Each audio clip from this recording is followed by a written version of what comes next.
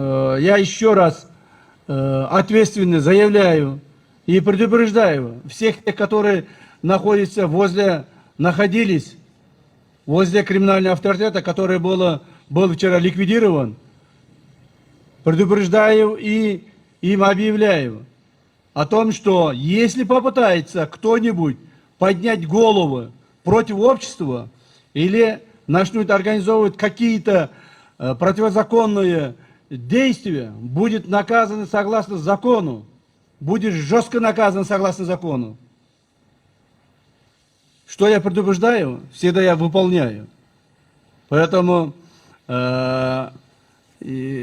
обращаясь к этим криминальным элементам,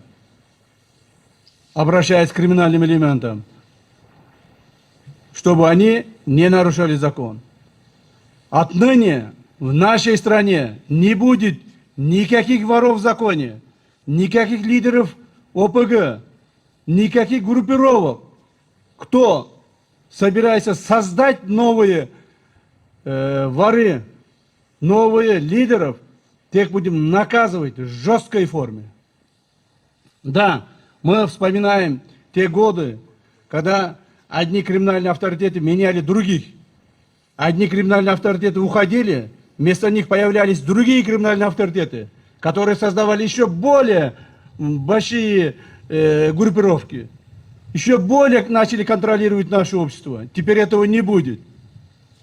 Теперь новых лидеров, криминальных, лидеров ОПГ, воров в законе и других не будет в нашей стране. Это раз и навсегда пусть запомнит все. А кто попытается, те будет наказано. Наказано. Я по всей своей ответственности, как глава Государственного комитета национальной безопасности, об этом открыто могу обществу сказать.